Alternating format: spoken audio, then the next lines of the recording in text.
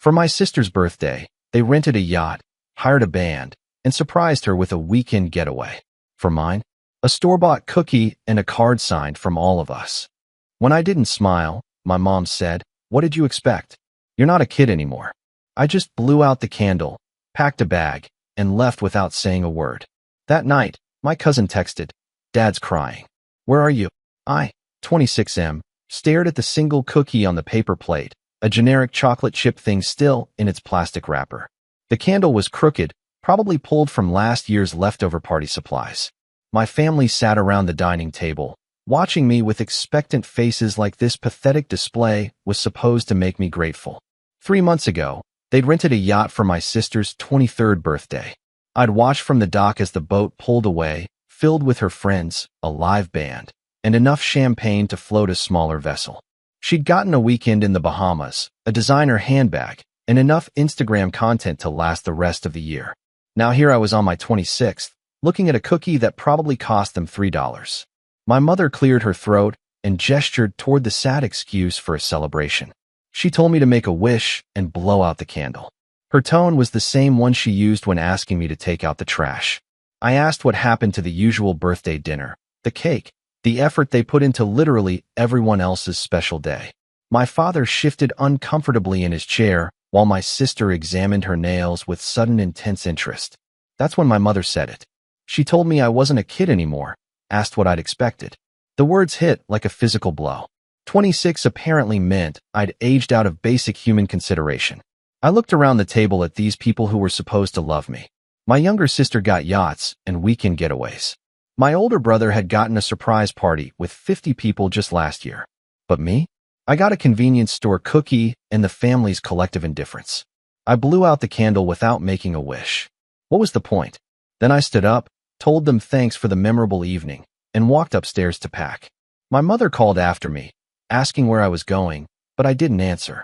I threw clothes into a duffel bag, grabbed my laptop and phone charger, and headed for the door. My father intercepted me in the hallway, wanting to know if I was being dramatic.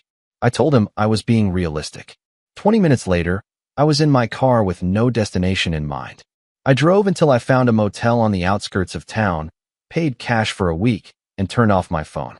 The room was basic but clean, with thin walls and a view of the parking lot. It was perfect. No one knew where I was. No one could make me feel invisible, and for the first time in years, the silence felt peaceful instead of lonely. I spent the next day walking around the unfamiliar area, eating at diners where no one knew my name or my family's twisted priorities. Every time I thought about that cookie, about my mother's dismissive tone, the anger burned fresh. That evening, I finally turned my phone back on. 17 missed calls and 43 text messages flooded the screen. Most were from my mother, demanding to know where I was and insisting I was overreacting. My father had sent 3 messages asking me to call him. My brother had texted once. Mom's freaking out. But the message that made me pause came from my cousin Jake. His dad was crying and asking where I was. My uncle, my father's brother, was apparently devastated that I'd disappeared. I called Jake back immediately. He answered on the first ring, sounding relieved to hear my voice. He told me his father had been at our house earlier, had seen the aftermath of my party, and was furious with my parents. Uncle Mike had apparently torn into them about how they'd treated me, called it disgraceful, and stormed out when my mother tried to defend herself. Jake said his dad had been calling my parents all evening, demanding they figure out where I was and make things right. My uncle was the only one in the family who'd ever treated me like I mattered, and hearing that he was upset on my behalf meant everything. I told Jake I was safe but needed space. He understood, said he'd let his father know, and promised to keep my location quiet. Before hanging up, he mentioned something that made my blood run cold. My parents were planning to file a missing person report in the morning. That crossed a line. Using law enforcement to force me back into their toxic dynamic was manipulation at its finest. I spent the rest of the night planning my next move. The next morning, I called my parents before they could involve the police. My mother answered, immediately launching into a lecture about how worried sick they'd all been. I cut her off and told her I was an adult who'd left voluntarily, that filing a false police report would be illegal, and that if she wanted to see me again, she needed to listen. The line went quiet. Then my father took the phone, His voice strained as he asked what I wanted. I told him I wanted honesty about why they treated me like an afterthought, why my sister got yachts while I got convenience store cookies, and why they seemed surprised that I had feelings about it. He stammered something about not realizing I felt that way, about it not being intentional. I asked him when he'd last put real effort into my birthday, into any occasion that was supposed to celebrate me. The silence stretched long enough that I had my answer. My mother took the phone back and tried a different approach. She said they loved me equally, that money was tight, that I was old enough to understand. I reminded her that money hadn't been tight 3 months ago when they'd rented a yacht, and asked why my sister's age hadn't disqualified her from elaborate celebrations. More silence. I told them I needed space to think, that I'd be staying away for a while, and that any attempts to force me home would only make things worse. My father tried to argue, but I hung up. Update 1. 3 days into my motel stay, my brother showed up. I was coming back from dinner when I saw him leaning against my car in the parking lot. He looked uncomfortable, like he'd rather be anywhere else. He asked if we could talk, and I nodded toward the motel room. Once inside, he sat on the single chair while I remained standing, arms crossed. He told me our parents had sent him to convince me to come home, that mom was having panic attacks, and dad wasn't sleeping. I asked if either of them had considered that their actions might have consequences. My brother shifted uncomfortably, then admitted something that surprised me. He said he'd always known they treated me differently, that it had bothered him, but he'd never known how to address it. He'd convinced himself it wasn't his problem to solve. I asked why my sister got yachts and weekend getaways while I got cookies and criticism. He was quiet for a long moment, then said something that made everything click into place. Our parents had always seen my sister as fragile, someone who needed extra support and encouragement. They saw me as capable, independent, someone who didn't need their validation. The irony was crushing. They'd neglected me because they thought I was strong enough to handle it. My brother said he'd talked to our parents about the birthday disaster, told them they'd screwed up badly. Mom had cried, dad had gotten defensive, and my sister had finally admitted she felt guilty about the different treatment but had been too uncomfortable to say anything. I asked if any of them had considered apologizing or acknowledging the years of making me feel invisible. He said they wanted to, but didn't know how. I told him it was simple. They could start by admitting they'd been wrong, stop making excuses, and demonstrate through actions that I actually mattered to them. Words were cheap after 26 years of evidence to the contrary. He nodded, said he'd relay the message, and asked when I might come home. I told him I wasn't sure I would. The relief of being away from their dysfunction was intoxicating. After he left, I sat in that little motel room and realized something important. I didn't need their validation anymore. The desperate, hurt kid who'd blown out that pathetic candle was evolving into someone who refused to accept crumbs. Update 2. A week later, Uncle Mike showed up at the motel. Jake had given him my location, but only after I'd agreed to the visit. My uncle was the one person in the family whose opinion I truly respected. He knocked on my door at sunset, carrying a grocery bag and wearing the kind of expression that meant business. I let him in, and he immediately started unpacking the bag.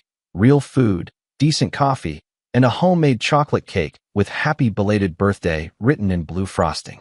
He set up the impromptu celebration on the small table, lit a proper candle, and told me to make a wish. For the first time in weeks, I smiled genuinely. After I'd blown out the candle, he sat across from me and asked how I was holding up.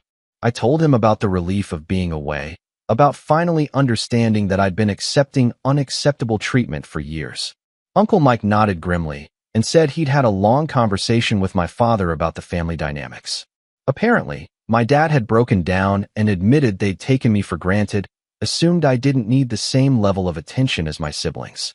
My uncle had pointed out how destructive that assumption was, how it had essentially punished me for being low maintenance.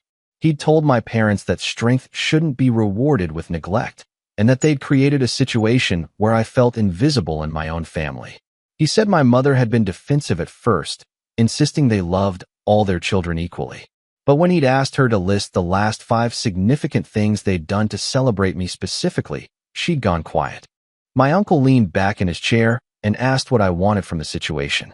I told him I wasn't sure forgiveness was possible, that too much damage had been done over too many years. He understood, but suggested I consider what kind of relationship, if any, I wanted moving forward. Complete estrangement was an option, but it would affect more than just my immediate family.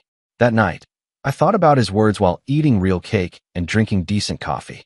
The truth was, I wasn't ready to forgive, but I was starting to formulate a different plan. Update 3. 2 weeks after leaving, I made a decision that would change everything. I wasn't going home, but I wasn't disappearing forever either. Instead, I was going to take control of the narrative. I called my parents and told them I'd come to Sunday dinner that weekend, but with conditions. I'd arrive at exactly 6 p.m., say what I needed to say, and leave by 7 p.m. No arguments, no drama, no attempts to guilt me into staying longer. That Sunday, I walked into the house I'd grown up in feeling like a different person. The family was already gathered in the living room, looking nervous and uncertain. I sat in the chair I'd occupied for 26 years and looked at each of them in turn. Then I began talking. I told them about the years of feeling invisible, of watching my siblings get elaborate celebrations while receiving afterthoughts. I described the humiliation of that cookie, the casual dismissal of my feelings, and the relief I'd felt walking away from all of it. My mother tried to interrupt, to offer explanations and excuses, but I held up my hand and continued. I said I understood they'd seen me as the capable one, the one who didn't need extra attention.